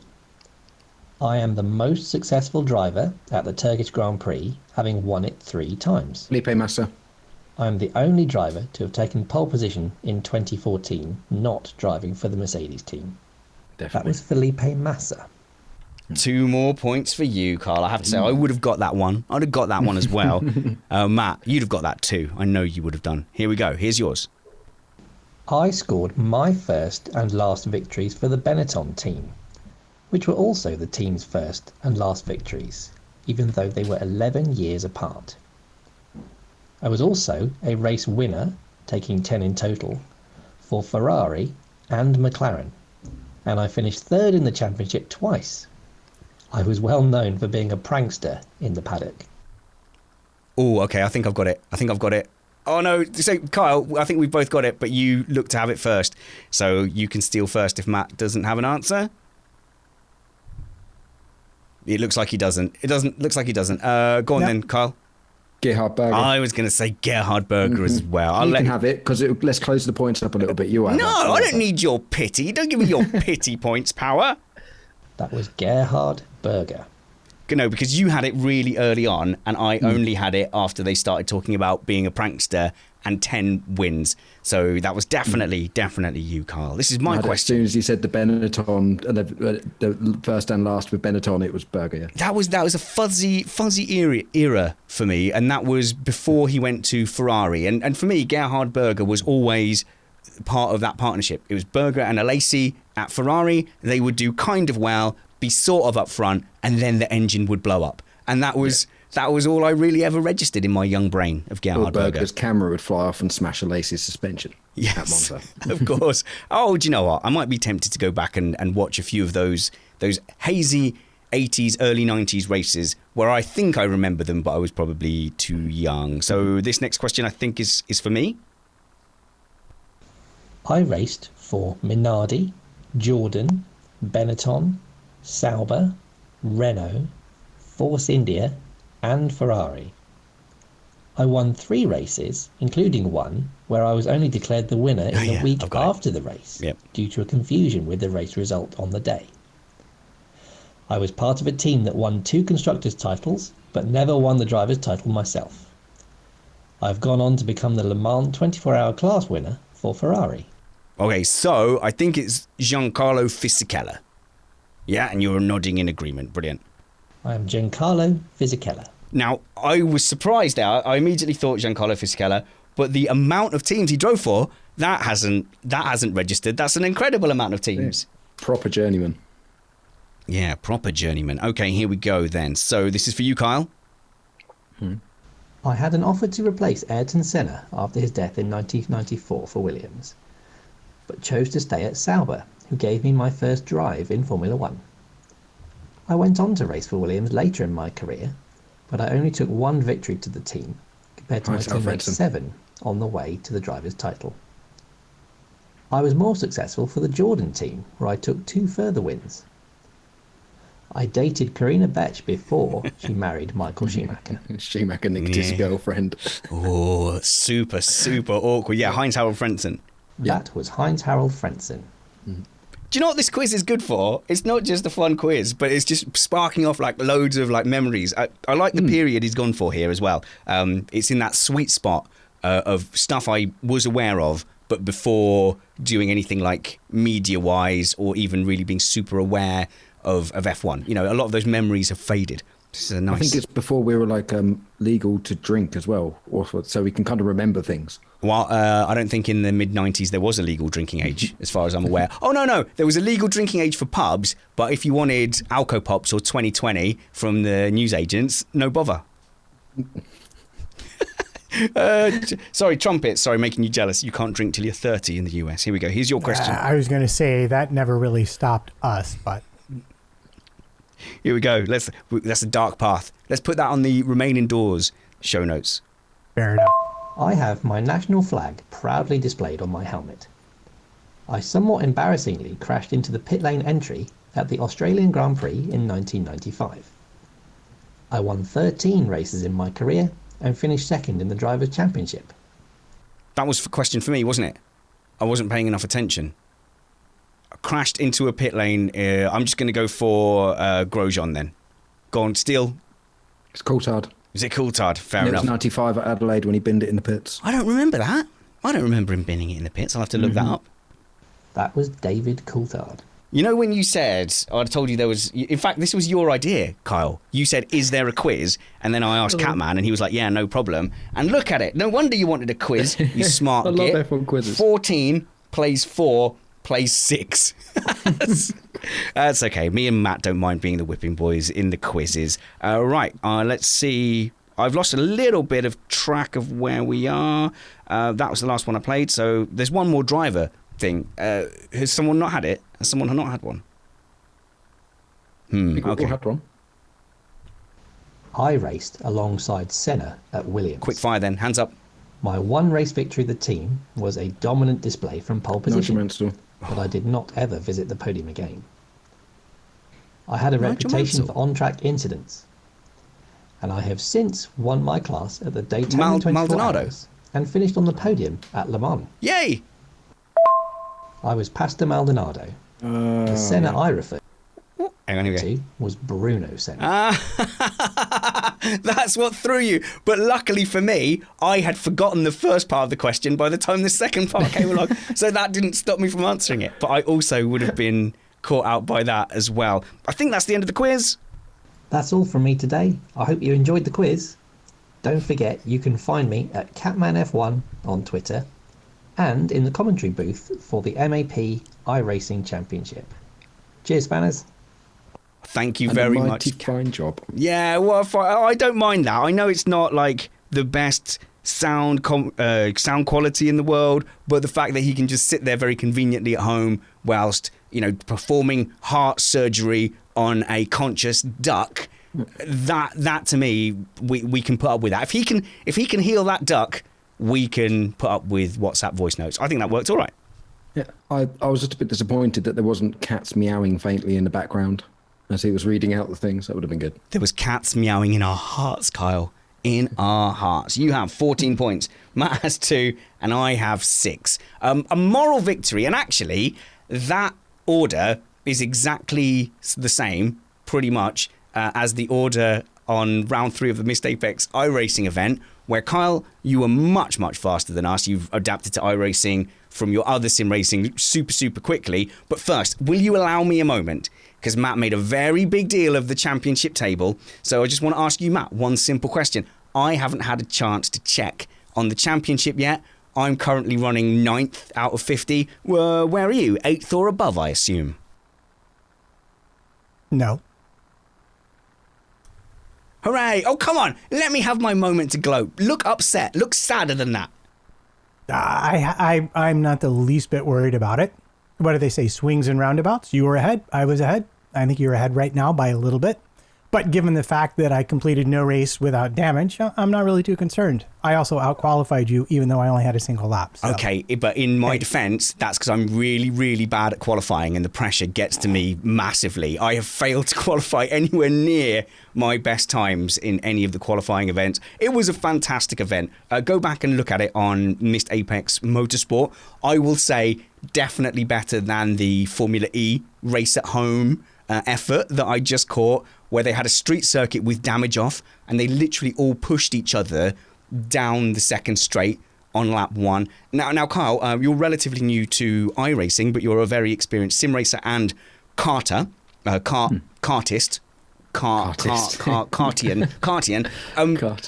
You've made the switch to iRacing, probably off the ultimate pace, but very, very fast. I think with iRacing, the damage model that we adopt for our races, and the fact we were racing against concrete walls around the Charlotte Roval, it really adds that sense of jeopardy. So there's more of an investment than just knowing you can just crash into people. Yeah, it's pretty. You have to really pay attention, and that's the great thing about iRacing is it gives the consequence. That's the one thing that misses from sim racing is the consequence. You have no fear factor. You can go and mash into people. So from being sort of racing in real life, you know there's always a consequence, especially in open wheel racing and stuff like that. So that adds the consequence to it, and it's absolutely brilliant. And we had some fantastic new people come in, like Ramon Pinero, in particular. Danny Henney deserves a mention, who could have won all 3 races were it not for some terrible luck. Yeah. It's just fantastic, and so I can't pick it up enough. It was fantastic. Well, and I'm counting down the days till the next one. So we did have people in that because we've moved from MX-5s to Renault 2.0s. Now, last week Brad was on here and he said that he is a Nordschleifer specialist and he's now been doing TCRs in their e-sports effort. And he says that on iRacing, with the VR headset on, he gets a very similar buzz and race experience than he does, to real life. So obviously, it's not the fear factor is not the same because we're not worried about hitting a wall and then dying, and there's no butt feel, but there's that same kind of competitive element, and it's a simulation enough that it can give us an idea of or a better appreciation, Kyle, I think, of what single seat drivers are going through. I was just going to butt in there when. I've been fortunate enough to do a couple of Palmer Sport days and drive their F3000 car. And it's not just drive around the track and poodle around, you're encouraged to push. So I get to push these cars. And the first time I got in the Formula Renault 2.0, and in particular in VR, I had a little flashback moment as I was making a transition between 2 fast corners. And I had this little flashback moment of this feels familiar. And it felt just like driving. It felt between turns 11 and 12 at the Bedford West Circuit or East Circuit. I can't remember which one it is.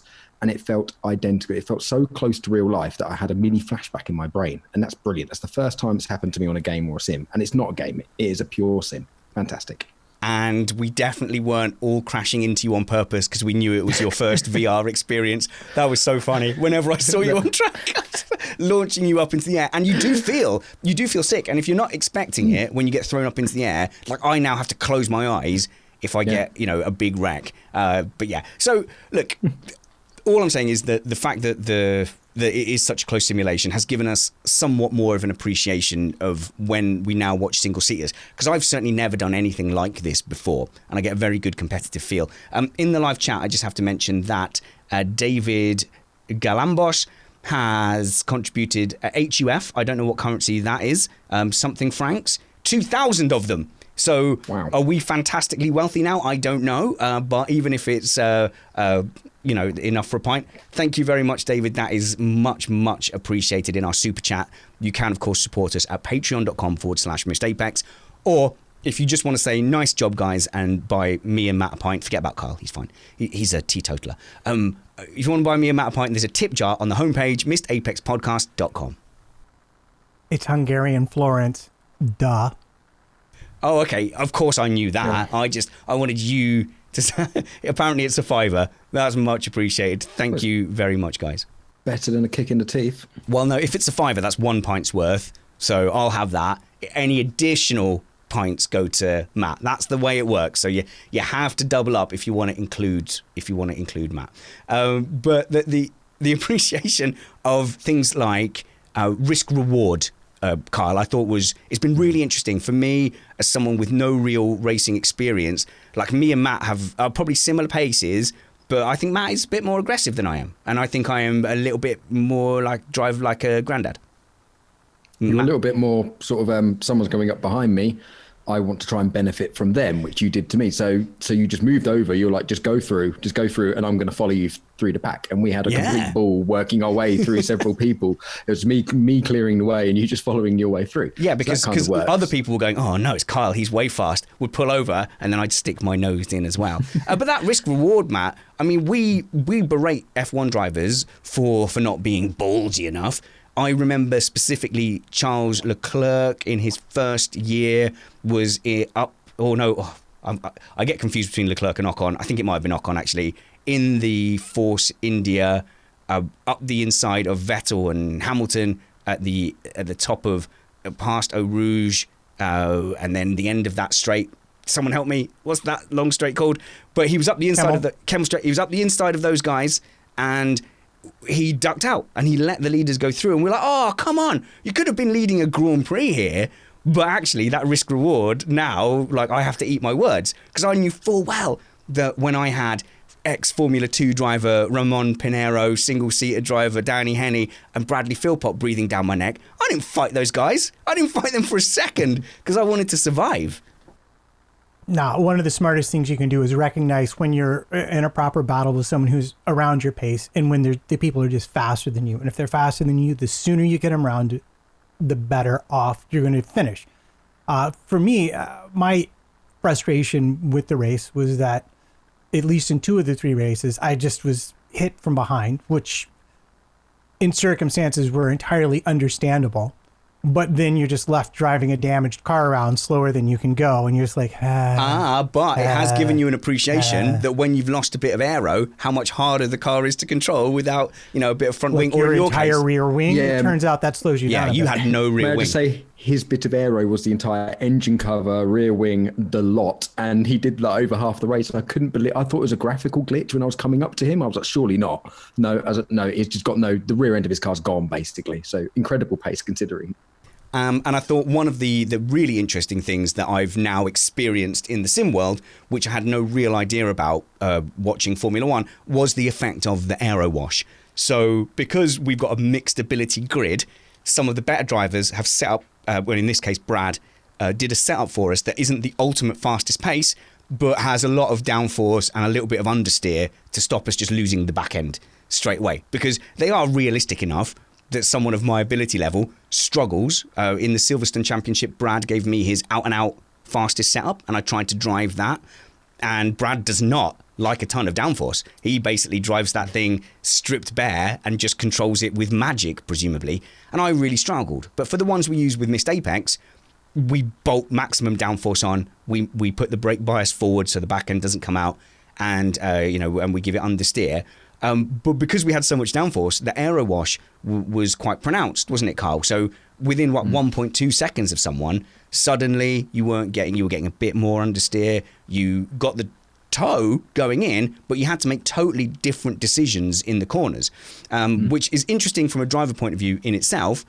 But we didn't have Pirelli tyres that are designed to degrade, which Formula One does. And you can really see that with Formula One cars, you're going to be constantly scrubbing, feeling it. And you go, oh, well, actually, maybe the aero wash wouldn't be such a bad thing if they had tyres that could last forever, which Pirelli could make if they wanted to. It could do. It's not just the durability, though. The one thing that we were suffering from as well was tyre temperature. So my tyres would overheat if I was trying to drive normally sitting behind somebody. So if I was sitting behind somebody, I was driving about 80%. I was braking a couple of meters earlier and sometimes using a lower gear than I would have done on the Apex to get the front end in. So I'm not putting a lot of steering lock on. Being very conscious of how much steering lock I'm going on as well to keep the front tyres cool. Otherwise, you could just cook your front tyres, and it really does make you appreciate quite how hard it is for the guys in real life following. And while they're moaning about the aero wash that we sometimes slate them for moaning so much, but we can understand why now. Yeah, well, I suppose the toe doesn't have as much of an effect as it used to because the straights are not as long. So, well, obviously the straights haven't changed length, but comparatively with speeds and such like, the toe doesn't overcome the effects of the aero wash through the corners. Because as we get faster, that's worse than unkeen. As we get faster on the straights and in the corners and have more and more downforce, losing downforce has a greater and greater effect. So F1 has just got an extreme version of what we experienced at the Charlotte Roval, and it just makes you wonder, will the new regulations sort that out? Because I now suddenly have a real sympathy when you go, oh, come on, Lewis, you caught him up, attack. And a lot of the times we're sat there going, oh, they're not attacking. Come on, Bottas, geez, you caught up with Hamilton, just have a punt. But you can't, because as soon as you get behind in that dirty air, you're driving as hard, but you're not getting anywhere close enough to make a move. It's really worth considering how carefully they monitor temperatures, tire temperatures in particular. So something like an attacking move, if you don't have overwhelming pace superiority, I'm talking like a second and a half plus a lap, is a matter of catching up at tenths, planning your effort, and then taking that one chance and making sure you're close enough on the final turn before the long DRS straight to really have a go. Because if you don't get it in that one lap, now you've got another lap or two where you have to get back out in non-dirty air, cool not just the tires, but the engine as well. And consider that you've got fuel saving that you have to manage and energy saving as well. You got to charge your battery all the way back up. So the entirety of the battle between the two cars is the constant management of all these resources, and to put yourself on someone's tail with an ability to get past them through the final corner or onto the back straight, if that's where the other DRS zone is a remarkable feat of driving. And the more you do even these simple simulations like we're doing now, the more you can absolutely appreciate the skill level involved for the people in that cockpit and the people sat on the pit wall, even though we do make fun of them when they make stupid choices. Mike Stoner, sorry, Carl. I'll just say Mike Stoner said, I was skeptical, but iRacing is totally awesome. And I think a lot of people are like that when they get on iRacing, especially VR. They suddenly go, I just didn't realize. Also, I have to say, Mike Stoner has done a very fun choose your own adventure style article. So go to amidstapexpodcast.com, click on the articles tab, and have a look at some of the work we're doing over there at amidstapexpodcast.com. Kyle. I was going to say I was fairly skeptical. Well, not skeptical. I did a lot of console racing, and I was used to make fun of people on iRacing take it far too seriously. And as soon as I got on it, I was like, okay, I get it now. Yeah. Why? Oh my God, I've made some rather silly comments, haven't I? And I kind of backtrack a little bit, and I was like, oh, I've been a complete idiot here. And why aren't they ranting and raving about this even more? But you don't rant and rave about it because you can't explain it unless you're there, man. So I think if you're located in the city of Austin, oh yes, you're maybe an hour or two back of me. And if you've not heard about this, I just wanted to put it out there for all the financial trouble that the Circuit of the Americas might be in today. They are offering you the opportunity to take your own personal vehicle and drive it around the track as long as you're willing to make a minimum donation of $1. Wow. It is going to go to help deliver home meals to people in need. They're trying to raise, I think, enough money for 500,000 meals. I'm just looking for the press release. It was up at the top, I think. I mean, it looks like an amazing opportunity. If Silverstone were opening that up and they promised that they turned cameras off and didn't tell my insurance company, 100%, I would happily put a tenner in the donation jar. And look, and even if there was a rule like don't push, I would just like to drive my, poodle around, drive my car around Silverstone. That'd be fun.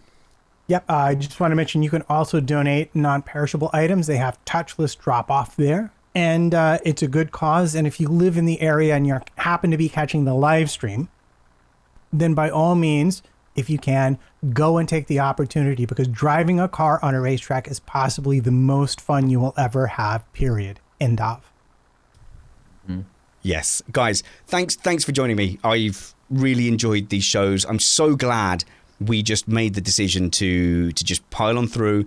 Our hearts sank after going through a whole off season and then having to kind of do another off season, but it's been positive. It's been positive. We've had new people come in and start listening to the show because other podcasts have kind of made this, I don't blame them. I don't blame the podcasts who effectively report on F1 races and report on F1 news.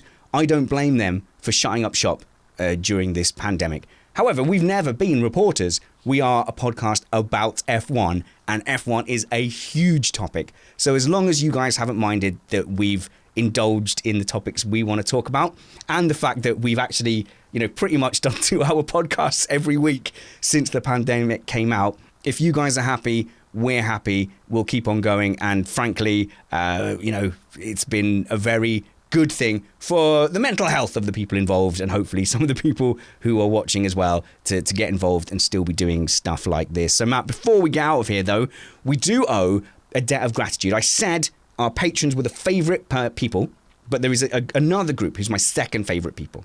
I think I'm picking favourites, just like I do with my children. So patrons first, patreon.com/MrApex. And then second, it's got to be the live chat, Matt. It's got to be the live chat, second favourite. What do you reckon? Yeah, live chat. Absolutely. They are the best. It's a wonderful community. People are well behaved and respectful of other opinions. Okay, maybe I'm exaggerating a little there. Yeah. But for the most part, we have a good discussion. They contribute so much to the show. And that's the funny thing when you chuck it up on YouTube. You don't really anticipate the amount of influence that the live chat can have on you. And we've just found a wonderful community of F1 fans to come hang out with us, and it's a wonderful experience. It really is. Which one of them's the best this week, Matt? Because there can only be one winner of Comment of the Week. Who are the contenders and winner of Comment of the Week? All right. Well, first of all, I have to mention iHammer, who just chucked some money into the super chat. Thank you, iHammer, for doing that. Oh yeah, other favourites are people who donate to our tip jar and our super chat, absolutely. Of course. Donate to the tip jar. You definitely get a mention at the end of the show. David Galambos, of course, chucked some money in. His Hungarian Florentines or whatever they are. And our very own Richard Malden is in with and young at Matt Trumpets. Ragsdale is looking very handsome and debonair as always this evening. And even David, our friend David Galambos, got in. I've been listening to the podcast for well over a year, but this is my first time catching the live show on YouTube. My God, Matt is good looking. Now, I need to tell you, that as delighted as I am with these compliments, they are wonderful examples of how you cannot win Conversation of the Week because jealous spanners has ruled them out of order. Okay, I'm slightly jealous of your hair and your COVID beard. That much is true. But firstly, I have to berate you for three things. Firstly, it's not Conversation of the Week, it's Comment of the Week, as so ably sung by Mrs. Spanners. Secondly, we can't drift by without mentioning that Richard Malden, who commented there, has done a tireless job running registrations and being our race control steward as well for iRacing, compiling the highlights blooper reel as well, and trying to raise the driver standards for the events, which we've really worked on. And actually, this race had our lowest incident count of any other event we've had. So we're getting there. Sam Watley, who has helped put the sessions on, dictated the track conditions, weather, and actually made sure that the sessions start on time and everyone can join it. Bradley Philpott for doing the setups and helping us choose the track. Steve Amy for producing the great videos over at Missed Apex Motorsport on YouTube as well. Chris Stevens and Chris Catman Turner for doing the commentary also. Thirdly, the third thing I'm upset about is that we've got this far and you haven't actually given me a single candidate for comment of the week. Right. So conversation of the week, right back to it. This is why everyone hates you. They do. I can't argue. Stuart Neal, don't forget the cost cap does not include the talent. Therefore, like the cost cap, there is no chance that this stream will end on time as the talent are not included in the rules. I mean, I'd feel attacked, but we're 1 hour, 45 minutes in. Prophetic, you have to admit. Mark Greenhow, unkeen, noun, adjective. 1, not eager or enthusiastic. Reg was decidedly unkeen on sharing the spotlight. 2, not sharp or penetrating, blunt. Quote, it's very dangerous to cut with an unkeen knife.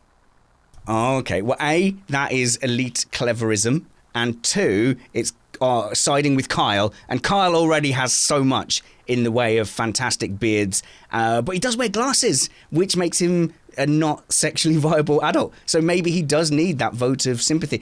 Kyle, wearing glasses is disgusting. You are hideously unattractive because of it. I'm wearing a Renault shirt. It doesn't get sexier than that. Come on. You've got like 2 TV frames on your face. What are you doing, man?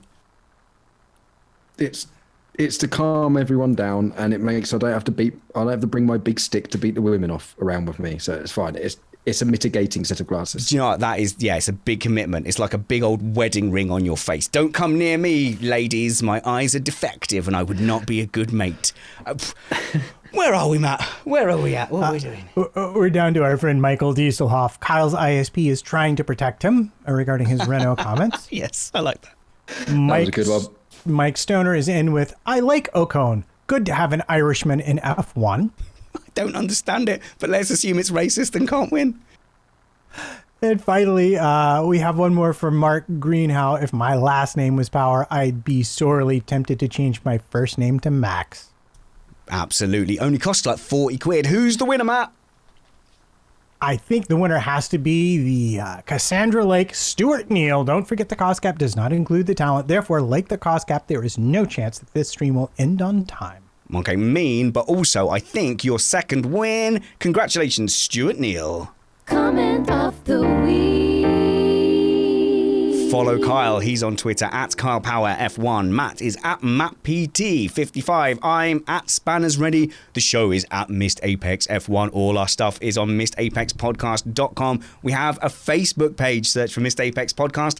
And do the same on YouTube as well. Subscribe. Click the little bell. Get a notification every time we go live. And also, if you're an audio listener, don't just rely on seeing the web post. Subscribe on your podcatcher of choice. You can always email me, spannersready@gmail.com, if you want advice on how to do that, or if you want to get in touch with me for any reason. Your correspondence has been inspiring, heartening, and lovely. I try to respond to every email. We'll be back with Joe next Sunday. Wherever we see you next, be brave, because wounds heal, chicks dig scars, and glory lasts forever. This was Missed Apex.